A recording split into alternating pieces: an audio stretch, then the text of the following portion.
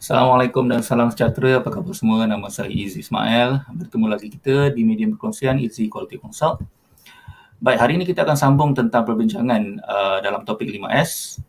Dan dalam episod yang ke-6, saya akan bercerita tentang S yang kedua, iaitu susun. Hari ini semua perkara yang kita perlu tahulah tentang amalan susun. Apa itu susun, kenapa kita kena buat susun, macam mana kita nak susun, dan juga ada beberapa item atau barang yang saya nak perkenalkan kita boleh gunakan bila kita menyusun. Baik, dalam episod yang pertama, pengenalan yang saya ceritakan sebelum ni, kalau siapa yang belum lagi berkesempatan untuk menonton, ada 2 video saya buat sebelum ni dalam topik 5S, saya sarankan untuk anda menonton video tu dulu supaya anda dapat gambaran lebih jelas tentang konsep 5S. Baik, dalam episod yang pengenalan, saya bercerita tentang susun itu adalah di mana kita menyediakan rumah bagi setiap item. Kita kena pastikan setiap barang yang kita susun selepas kita sisih, kita dah pastikan barang-barang itu adalah barang-barang yang kita perlu. Jadi kita memastikan barang-barang yang kita perlu ni kena ada rumah dia yang tersendiri, kita kena letak, kita kena susun atur dia, kena pastikan setiap item tu mempunyai rumah dia yang tersendiri. Baik, sedikit ulang kaji, saya ada bercerita tentang satu sifat hukum alam, entropi nama dia, di mana setiap satu barang tu dia akan berubah sifat daripada sifat yang bersih dia akan jadi kotor. Daripada sifat yang baru, definitely dia akan jadi lama. Daripada sifat yang tersusun, teratur, definitely dia akan jadi bersepah, serabut. Jadi contoh dalam gambar ajar ni, di mana wardrobe ni dah tak mampu nak tampung pakaian dah. Macam kami ada 3 orang anak yang sedang meningkat dewasa. Beli baju baru, lama-kelamaan wardrobe tu dah penuh, dah tak boleh nak letak lagi pakaian. Jadi kita kena ada satu masa untuk kita buat 5S lah. Kita kena sisihkan, kita kena keluarkan baju-baju yang dah tak nak pakai, supaya kita dapat balik ruang untuk kita masukkan baju-baju baru ataupun baju-baju yang kita masih lagi nak gunakan. Jadi kita kena ada satu proses di mana kita menyisihkan barang-barang yang kita rasa kita dah tak perlu daripada kita punya sistem, supaya kita dapat jimatkan ruang, kita boleh memastikan barang-barang yang perlu saja ada dalam satu masa tu untuk kita melakukan tugas. Jadi dalam kes ni, dia get rid lah semua barang-barang pakaian yang dia dah tak perlu, dan dia akan pastikan barang-barang yang tinggal tu cuma pakaian yang dia nak pakai saja. Jadi barang-barang yang dah disisihkan tu, sama ada dia nak jual ataupun dia nak donate ataupun dia nak buang. Itu dah masuk yang ke peringkat seterusnya, iaitu sisih. Kita sama ada kita nak tinggalkan ataupun kita nak buang ataupun kita nak derma dan sebagainya. Okey. Now that kita dah ada barang-barang ni kita perlukan, kita dah pastikan pakaian-pakaian ni adalah yang tinggal adalah untuk yang kita nak pakai saja. Sekarang kita kena pastikan barang-barang ni sekarang mempunyai tempat yang strategik. Kita kena menempatkan rumah bagi barang-barang ni. Kita kena menempatkan rumah untuk mereka ni lah. Jadi siapa yang nak pastikan susun atur kita tu bagus. Bila kita dah organize thing, tak semestinya dia tu mampu untuk memudahkan kita buat kerja. Ada beberapa perkara lah kita kena pastikan bila kita nak menyusun ni, supaya eventually dia akan memudahkan untuk kita buat kerja, so that kita boleh proses yang kita buat tu akan menjadi lebih efisien. Okey, tapi hari ni saya tidaklah nak buat tutorial. Tidaklah saya nak buat tutorial macam mana cara nak organize ala-ala Marie Kondo dan sebagainya. Benda-benda tu kita boleh search dekat internet lah. Ada banyak website yang bercerita tentang trik, teknik macam mana kita nak organize things kan. Okey, tapi jadi susun ni adalah sebenarnya kita menempatkan setiap barangan ataupun peralatan di dalam rumah dia yang tersendiri. Dan yang satu lagi, perkara yang kita kena pastikan, susun atur yang kita buat tu, kedudukan dia mestilah strategik. So that bila kita buat proses, kita menjalankan proses, melakukan tugasan kita dapat membuat tugasan tu dengan lancar. Jadi kita nak pastikan barang-barang ni berada di sekitar kita lah. Kita tak nak lah barang yang kita perlukan tu, bila kita nak pakai, kita kena pergi dekat bilik sebelah, ambil, baru kita boleh buat kerja. Jadi, pergerakan kita ke sana tu kan satu pembaziran. Jadi, kita tak nak perkara-perkara tu berlaku lah. Jadi, kita kena pastikan kedudukan barang-barang yang kita nak tempatkan ni berada di sekitar kita supaya mudah untuk kita ambil, mudah untuk kita capai dan membuatkan kita punya proses yang kita lakukan tu nanti mudah dan kita boleh buat dia dengan effortlessly dan kita boleh capai efisiensi yang kita nak lah. Jadi kita kena pastikan semua perkara-perkara barang-barang kita nak tu berada di sekitar kita so that kita boleh buat proses kita tu effectively. Ada satu quote dalam bahasa Inggeris, a place for everything, everything in its place. Ini yang berkenaan dengan proses susun lah. Okey, saya lebih terlatih dalam industrial punya layout.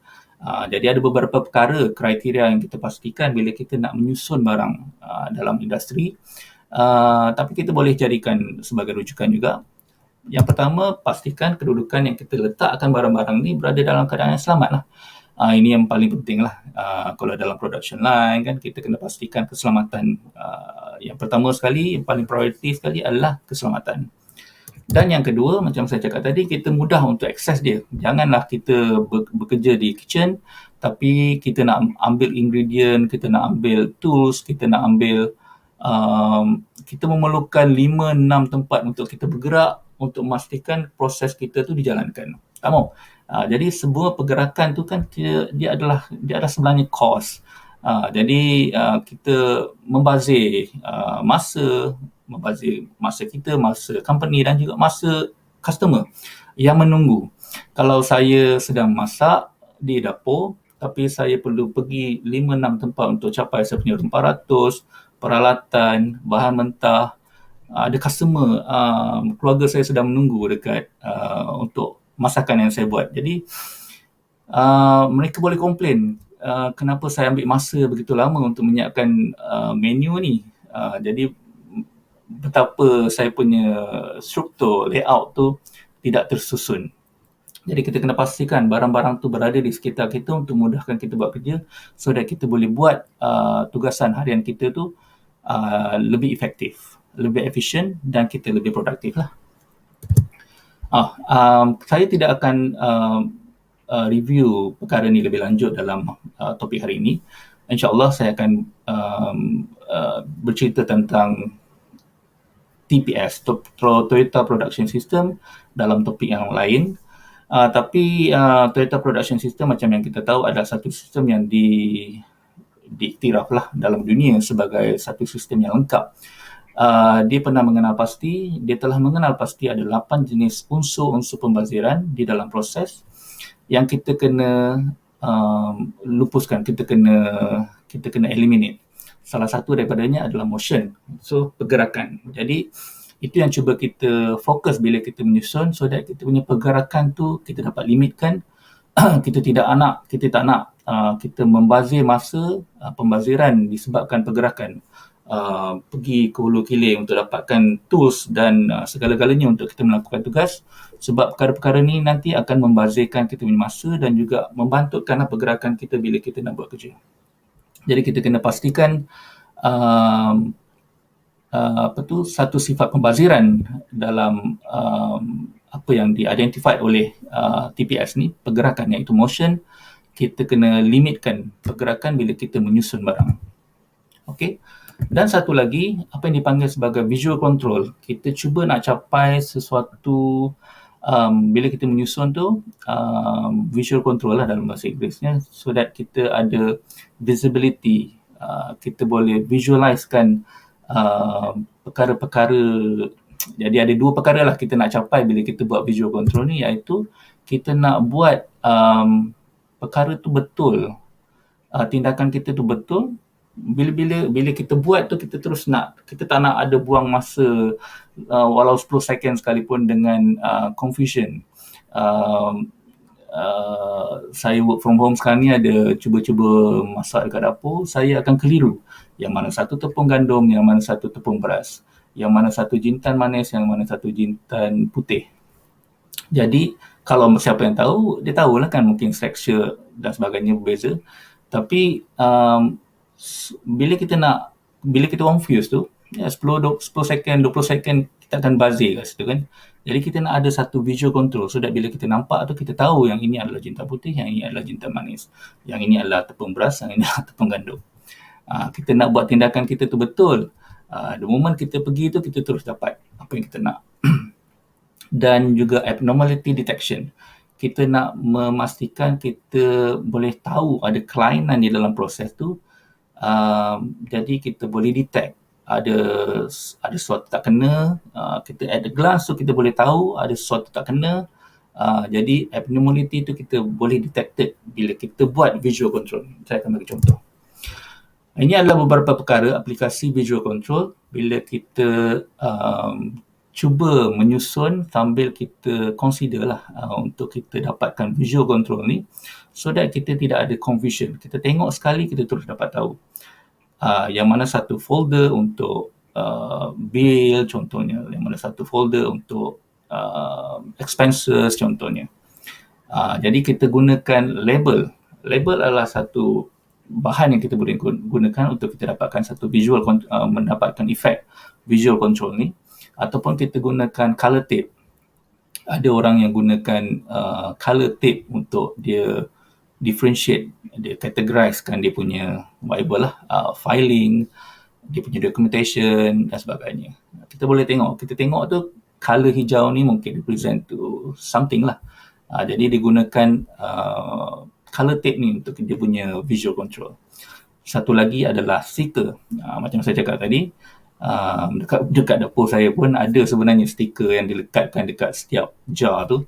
Jadi supaya saya lah, orang macam saya ni yang tak biasa nak handle benda-benda tu, kita boleh tahu yang ini adalah yalah macam saya cakap tadi, tepung beras, tepung gandum, jintan manis, jintan putih dan sebagainya. Dan juga kotak penyimpan luksina ni, dia adalah transparency punya transparent box tu kan. Ini adalah satu sumber yang kita boleh gunakan untuk kita dapat visual effect. Sebab macam kami, untuk barang-barang seasonal punya things kan, yang kita akan bawa keluar daripada kita punya wardrobe ni. Sebab contohnya kita gunakan untuk musim sejuk saja. Jadi kita simpan lah. Kita simpan. Cuma bila kita gunakan kotak yang transparent, kita boleh nampak dekat dalam dia tu apa barang-barang yang tersimpan dekat dalam tu. Mungkin kita boleh guna label di luar tu kalau kita tak guna transparency box. Tapi transparent box ni sendiri dia boleh bagi terus direct visual effect yang kita boleh nampak apa kandungan dekat dalam tu. Okey, ini adalah biasa kita gunakan dekat production line lah. Kita gunakan floor tape. Floor tape ni kita katakan kita punya forklift, kita punya cart, kita punya macam-macam lah. Kita tempatkan tempat mereka, kita sediakan tempat rumah untuk mereka ni. Kita letakkan floor tape dekat situ so that kita tahu, katakan ada 5 floor tape yang kita 5 kotak. Tiba-tiba ada satu kotak tu kosong. Jadi kita tahulah kita ada 5 forklift sepatutnya, tapi ada satu kotak yang kosong. Kita boleh dapat tangkap yang sekali pandang kita boleh tahu satu forklift kita tu hilang, mungkin dipinjam oleh department lain dan sebagainya. Jadi immediately kita boleh terus dapat visual effect tu.